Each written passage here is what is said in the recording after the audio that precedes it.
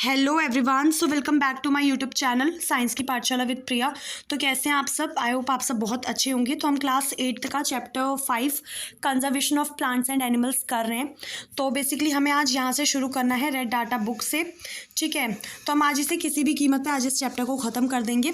अगर आप पहली बार चैनल पे विजिट कर रहे हैं तो आप मेरी जो इससे पहले की पार्ट 1, पार्ट 2, पार्ट 3 वाली जो है प्लेलिस्ट, आप पूरी वो चेक कर सकते हैं डिस्क्रिप्शन में। And thank you so much कि आप इस चैनल पे आए। तो आइए बिना किसी देरी के शुरू करते हैं रेड डाटा बुक। आप देखो, जो प्रोफेसर अहमद हैं वो क्या करते हैं, वो बच्चों को रेड डाटा बुक के बारे में बताते हैं। वो बताते हैं बच्चों को कि जो रेड डाटा बुक है ये एक सोर्स बुक है, ठीक है, which keeps a record of जितने भी एंडेंजर्ड एनिमल हैं, प्लांट हैं, इसमें क्या होता है, उन सबका रिकॉर्ड होता है, ठीक है। और जो ये रेड डाटा बुक है इसको मेंटेन कौन करता है? एक ऑर्गेनाइजेशन, ठीक है। इंडिया जो है also maintain red data book for plants and animals found in India. अब आते हैं माइग्रेशन पे। The excursions party then enters deeper into forest under the guidance of Madhav ji के गाइडेंस में सब और अंदर जाते हैं। दे सिट नियर तवा, ठीक है, वो तवा के पास बैठते हैं। ये क्या है? तवा रिजर्व के पास वो बैठते हैं थोड़ी देर रिलैक्स करने के लिए, ठीक है। तो जो पहेली है वो ऑब्जर्व करती है some of the birds near the river. River के पास कुछ बर्ड्स को वो क्या करती है? ऑब्जर्व करती है। तो माधव जी उन्हें बताते हैं कि बच्चों ये जो है ये माइग्रेटरी बर्ड्स हैं, ठीक है। माइग्रेटरी बर्ड्स क्या होती हैं? ये बर्ड जो है ये कहीं दूसरे पार्ट से आई हैं, ठीक है, दूसरे वर्ल्ड के किसी पार्ट से आई हैं, ठीक है। माइग्रेटरी बर्ड्स क्या करती हैं? ये बहुत दूर दूर फ्लाई करती हैं एवरी ईयर, ठीक है, ड्यूरिंग अ पर्टिकुलर टाइम के लिए आती हैं, जैसे ही क्योंकि क्लाइमेट चेंज हुआ होता है उस वजह से। तो they fly for laying egg as the जो वेदर होता है इनके हैबिटेट में बहुत ठंडा होता है और इनके लिए वो इनहॉस्पिटेबल होता है, ठीक है। तो बर्ड्स होते हैं वो बहुत लंबी लंबी दूरी तय करके आती हैं दूसरे ज़मीन पे, उनको हम बोलते हैं माइग्रेटरी बर्ड्स, ठीक है। तो एक बार यहाँ पे देख लेते हैं कि पहेली क्या पूछना चाह रही है। ये पूछ रही है कि what would happen if we had no wood, ठीक है।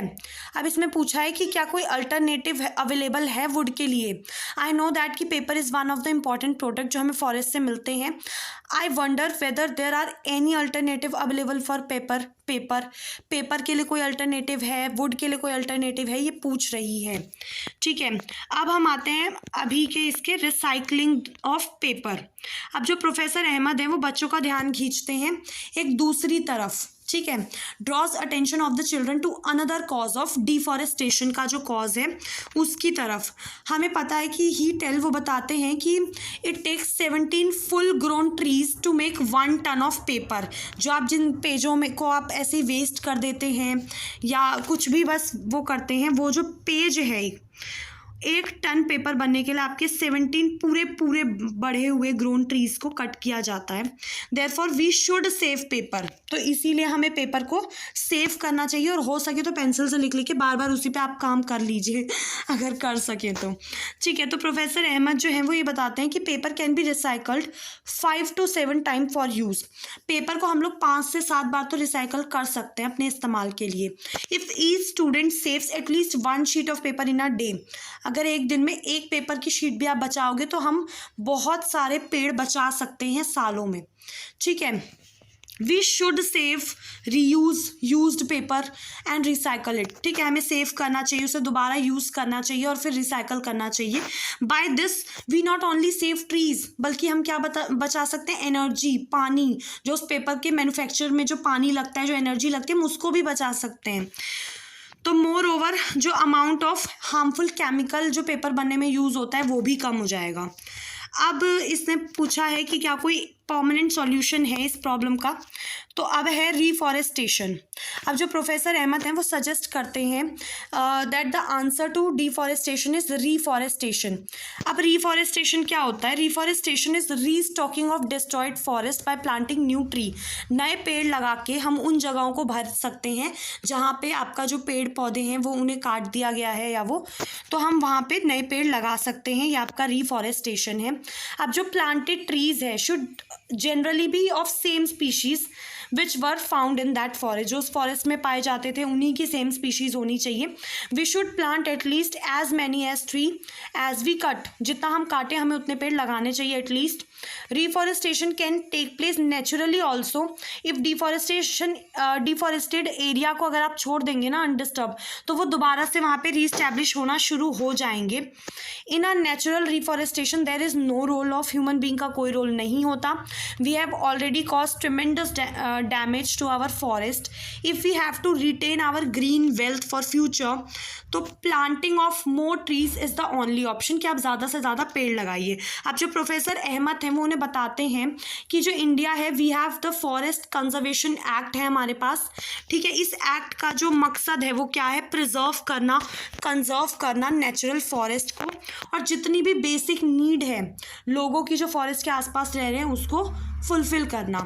After some rest Madhav ji पूछते हैं बच्चों से to start heading back because it is not advisable, क्योंकि ऐसा एडवाइस नहीं किया जाता कि आप जंगल में सनसेट के बाद रहें, तो अब हमें वापस चलना चाहिए। ऑन गेटिंग बैक जो बच्चे थे और जो प्रोफेसर अहमद हैं वो शुक्रिया करते हैं माधव जी का कि उन्होंने उनको गाइड किया, इतने एक्साइटिंग एक्सपीरियंस के लिए वो उनको शुक्रिया बोलते हैं। तो हमारा ये चैप्टर ख़त्म हो गया। जल्दी से हम देख लेते हैं कि हमने क्या क्या चीज़ें पढ़ी हैं। अब देखो, wild life sanctuary, national park, biosphere reserve, ये सारे नाम किस चीज़ को दिए गए हैं, उन एरियाज़ को दिए गए हैं जो प्रिजर्वेशन या कंजर्वेशन के लिए हैं, फॉरेस्ट या फिर वाइल्ड एनिमल्स की। बायोडाइवर्सिटी का मतलब होता है वैरायटी ऑफ लिविंग ऑर्गेनिज्म जो किसी स्पेसिफिक एरिया में हैं। प्लांट और animals of a particular area के जो प्लांट और एनिमल हैं उनको हम फ्लोरा और फाउना बोलते हैं, ठीक है। एंडेमिक स्पीशीज़ क्या होती हैं, जो एक पर्टिकुलर एरिया में पाई जाती हैं। एंडेंजर्ड स्पीशीज़ वो होती हैं जो कि जिनको खतरा मंडरा रहा है, जिनके ऊपर एक्सटिंक्ट होने का खतरा, ठीक है। रेड डाटा बुक जो है आपके पास उसमें एंडेंजर्ड स्पीशीज़ के बारे में रिकॉर्ड होता है। माइग्रेशन एक फिनोमिना है मूवमेंट का, species from its own habitat to some other habitat, ठीक है, कुछ टाइम पीरियड के लिए। हमें क्या करना चाहिए, हमें सेव करना चाहिए, रीयूज़ करना चाहिए और पेपर को रिसाइकल करना चाहिए ताकि हम पेड़ और एनर्जी, वाटर, इन सब चीज़ों को बचा सकें। रिफॉरेस्टेशन मतलब क्या है, रीस्टॉकिंग। जैसे आपका कोई दुकान है उसमें स्टॉक ख़त्म हो जाता है तो वापस से उसको भरते हैं ना, रीस्टॉक करते हैं, तो ये वही चीज़ है। रिफॉरेस्टेशन में हमें क्या करना है, जो डिस्ट्रॉयड फॉरेस्ट है नए नए पेड़ लगा के उनको हमें भरना है वापस से, ठीक है। तो आई होप ये चैप्टर क्लियर हो गया होगा, ठीक है। और कोई भी डाउट हो तो आप please feel free to tell me in the comment section. So thank you so much, अपना ध्यान रखिएगा, बाय।